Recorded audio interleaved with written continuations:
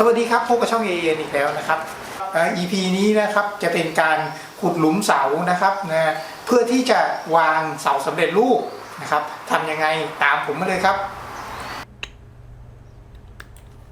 ครับ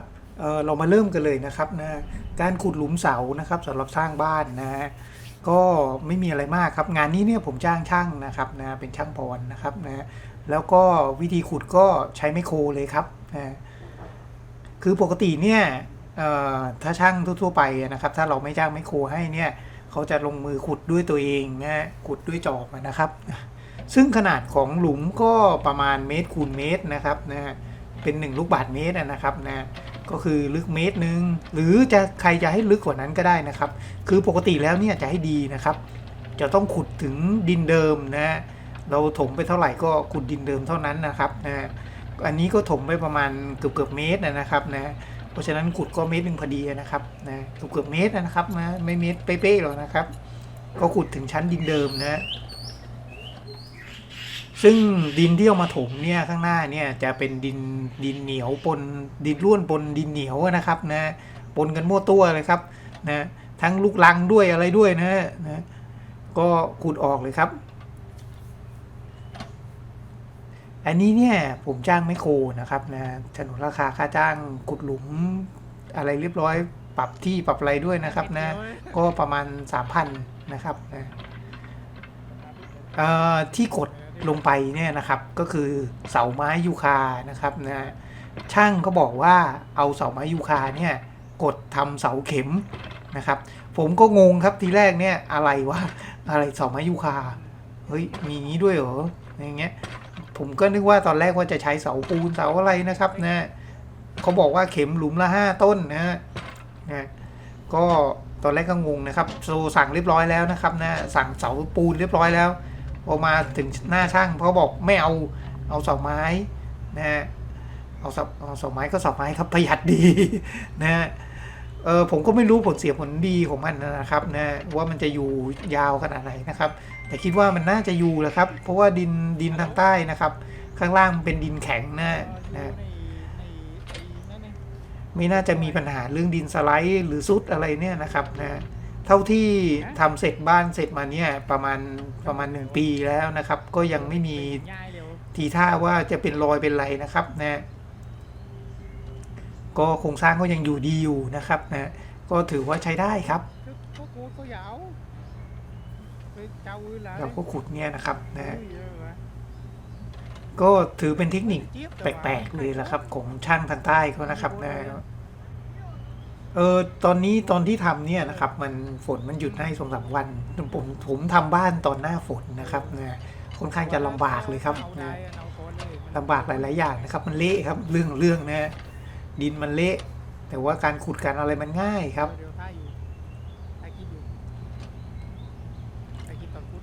เราก็ขุดคร่าวๆไว้นะครับนะประมาณกะใกล้เคียงนะครับนะวัดขนาดของเสาแต่ละต้น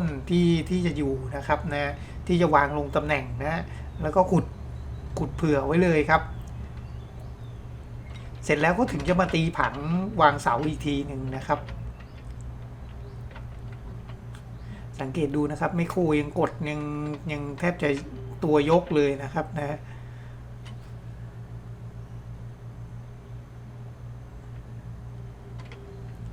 ที่ดินเนี่ยคือดินสร้างบ้านเนี่ยนะครับผมถมไว้ประมาณสักแค่6 เดือนเองนะครับไม่ถึงปีนะ6 เดือนเองนะครับนะแล้วก็สร้างเลยนะครับซึ่งจริงๆแล้วเนี่ยควรจะทิ้งไว้สักประมาณปีหนึ่งนะครับนะแต่ก็อย่างที่ว่านะครับเท่าที่อยู่มาเนี่ยก็ประมาณปีหนึ่งแล้วมันก็ข้างๆมันก็ไม่ซุดไม่อะไรนะครับนะดินมันก็แน่นดีแล้วนะครับเนื่องจากว่าตอนถมเนี่ย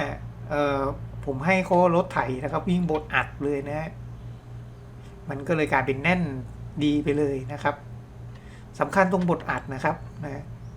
เอารถขึ้นบดอัด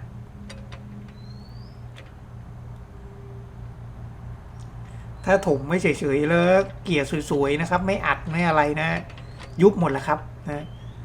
แล้วพอเรามาสร้างบ้านมันก็เป็นปัญหาเลยนะครับมันยุบนะครับ แต่ถามว่าคนถมเขาชอบไหมถ้าเขาตีเหมานะครับเขาไม่ชอบเลยนะครับนะ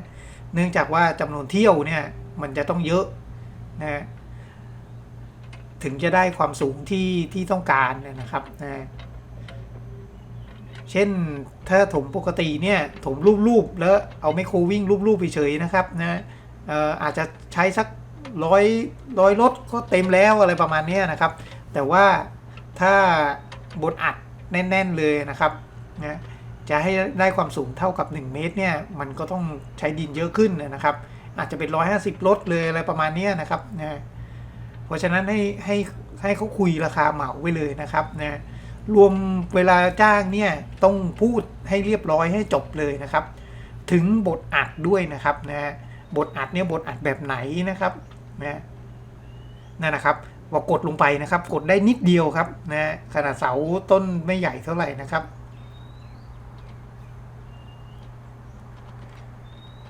เสาเนี่ยตัดไว้ต้นละเมตรนะครับเมตรกว่าๆนะเมตร 20เมตร 50เนี่ยแหละครับนะเมตร 50นะประมาณนะครับ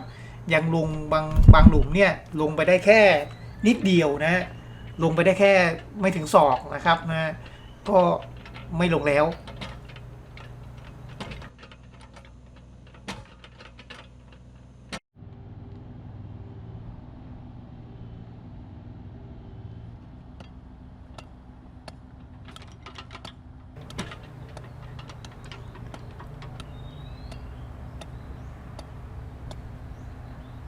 ก็จบไปสำหรับการขุดหลุมเสานะครับนะเพื่อที่จะวางเทฟุตติ้งเลยนะครับต่อที่ EP หน้าเลยนะครับการขุดหลุมเสาเนี่ยนะครับนะจะทำได้ต่อเมื่อทิ้งดินไว้ประมาณอย่างต่ำ4 ถึง 4 เดือนถึง1 ปีนะครับนะแต่ว่าแล้วแต่นะครับนะแล้วแต่สภาพด้วยแล้วก็แล้วแต่การบดอัดของหน้าดินด้วยนะครับนะถ้าบดอัดเยอะๆนะครับก็ทิ้งได้ไม่ต้องทิ้งนานนะครับนะก็ของผมเนี่ยทิ้งประมาณ6 เดือนนะครับ4 เดือนถึง 6 เดือนนะแต่ว่าผมบดอัดอย่างแน่นเลยนะครับนะมันก็เลยว่าอยู่นะครับ